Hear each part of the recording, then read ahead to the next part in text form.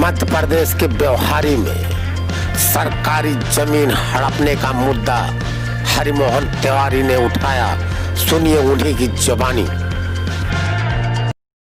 नमस्कार, जय हिंद मेरे सभी साथियों।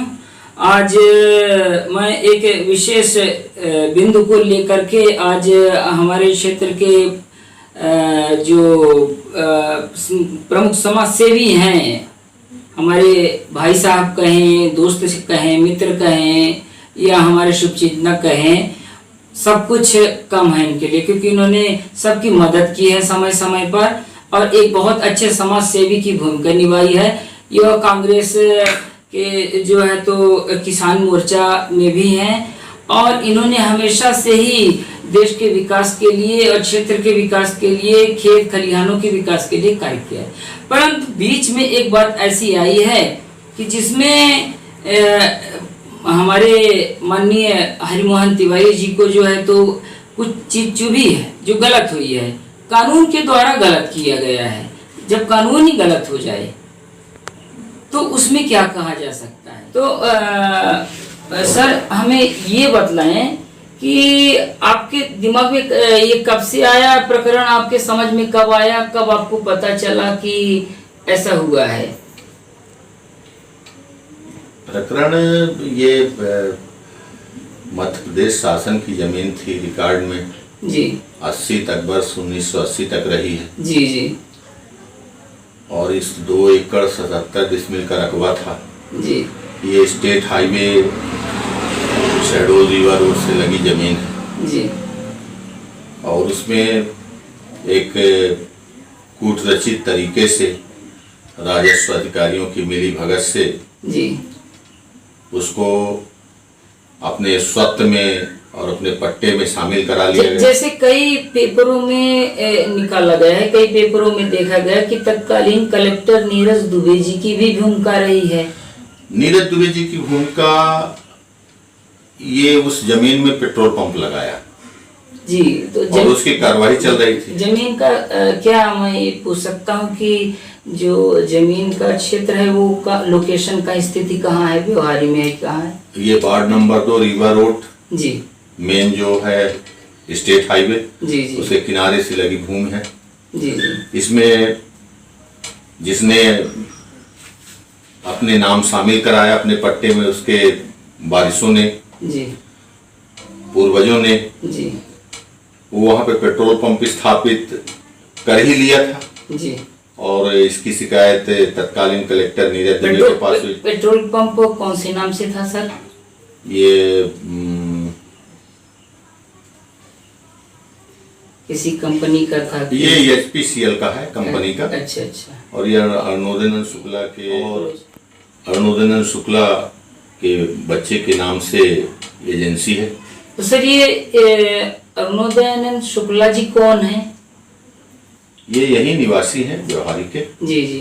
चर्चित व्यक्ति हैं। जी हाँ, जी हाँ। भूमि वगैरह हड़पने के लिए और नाजायज तरीके से प्राप्त करने के लिए, जी, फर्जी पट्टा बनवाने के लिए, जी, ये तो पूरा क्षेत्र जानता है। जी जी जी, इसमें कहने की बात नहीं है। जी। तो इसकी शिकायत जब तत्कालीन कलेक्टर नीरज दुबे जी से हुई, उन्होंने तथ्यों को समझा जी, और एक नोटिस जारी किया। जी जी, इनकी एनओसी रोक दिया। जी, 6 से 8 महीने तक एनओसी रुकी रही, उसकी जांच चलती रही। जी, जी, और उसके बाद फिर एक सरल तरीका निकाल के जो भी जैसा रहा हो, जी, और इससे पुनः एक एफिडेविट ले गए कि हम उस जमीन में पेट्रोल पंप नहीं बना रहे हैं, हम अपने निजी जमीन में बना रहे हैं। जी, शासकीय जमीन जो है, जी, जिसकी कंप्लेन है और जिसकी शिकायत है, उसमें नहीं बना रहे हैं। जी। उन्होंने व्यवहारी प्रशासन से सर क्या आपने बात की थी? और व्यवहारी प्रशासन के जैसे पटवारी होते हैं, कानूनगो होते हैं, जंजीर खींचने वाले होते हैं, इनमें आपका क्या कहना है? क्या इनकी भी मिली भगत हो सकती है? मिली भगत क्या, इसमें तहसीलदार ने जो प्रतिवेदन दिया था, क्या नाम है तहसीलदार का? विजय द्विवेदी। अच्छा अच्छा। उसकी नकल मेरे पास है। जी हाँ। आपके पास कौन कौन से दस्तावेज उपलब्ध हैं जिस पर आप पूरी तरह से आप आश्वस्त हैं? सभी दस्तावेज हैं जो मध्य प्रदेश शासन के नाम थी, फिर इनके नाम हुई, और किस तरह से हुई। अर्थात आपके पास में जो दस्तावेज हैं वो पूर्णतः कानूनन और सॉलिड साक्ष्य हैं, संवैधानिक साक्ष्य मध्य प्रदेश शासन के रिकॉर्ड है, मेरे नहीं है। जी जी। मध्य प्रदेश शासन के रिकॉर्ड है, पुराने भी, जब वो मध्य प्रदेश शासन के नाम थी, और जब परिवर्तित होके व्यक्तिगत खाते में गई उसका भी रिकॉर्ड है मेरे पास, और कैसे गई इसकी भी जानकारी मुझे है और रिकॉर्ड है मेरे पास। तो विजय द्विवेदी तहसीलदार, तत्कालीन तहसीलदार ने कलेक्टर साहब को जो प्रतिवेदन दिया था उसमें स्पष्ट लिखा था कि ये शासकीय भूमि है, इसको मिलाने का, इनको लेने का। तो यहाँ पर काफी लंबा समय, कितना अरसा आपने गुजारा है व्यवहारी में? हमारा जन्म ही हुआ है, आज हमारी उम्र 60 वर्ष से ऊपर। जी जी जी। हम किसान कांग्रेस के अध्यक्ष हैं जिला के, शहडोल जिला के। जी जी। तो ये जब आया है बीच में इस तरह का प्रकरण, तो इस तरह के प्रकरण को आपको पता कैसे चला कि यहाँ पर इतनी घोटालेबाजी हुई है? ये पेट्रोल पंप के लिए अप्लाई किए थे और पार्टियां थी जी, तो जिनको मिलना था जी उनको नहीं मिला जी, उन्होंने इसकी खोज की जी जी, और इसकी जमीन की खोज की, इसके रिकॉर्ड की खोज की, जी जी, तो उनको ये सब तथ्य मालूम है जी, और इसका सिविल में भी चला केस जी, इस विषय का। एक पार्टी ने सिविल में केस चलाया, जी, उसमें इन्होंने गलत जानकारी प्रस्तुत करके कि हम शासकीय जमीन में नहीं बनाए हैं पेट्रोल पंप, अपने निजी जमीन में बनाए हैं, जी। इस तरह करके।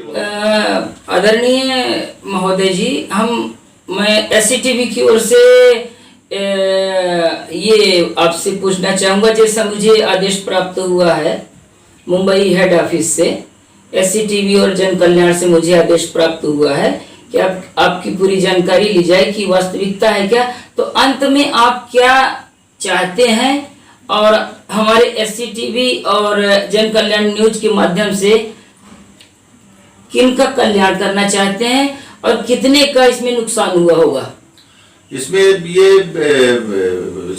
एक बहुत बड़ा ये घोटाला है जी, और शासन के साथ धोखाधड़ी है जी, शासन के साथ, शासन को क्षति पहुंचाई गई है जी। इसकी कीमत 5 करोड़ से ऊपर है इस जमीन की जी, आज वर्तमान में जी, तो हम तो यही अपेक्षा करते हैं एससीटीवी और इस न्यूज चैनल से जी, कि इसको एक इस तरह मुहिम चलाकर इसको प्रशासन तक पहुंचाया जाए जी, कि इसका एक परिणाम आए जी, और जो मध्य प्रदेश शासन को क्षति हुई है वो जमीन वापस ली जाए और वो क्षतिपूर्ति हो।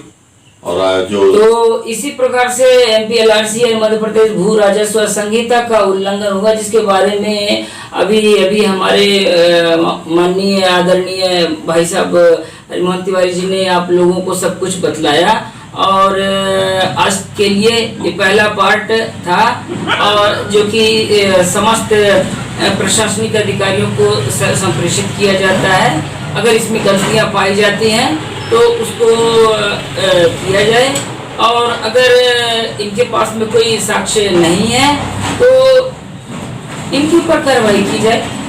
इसी के साथ जय हिंद, जय भारत।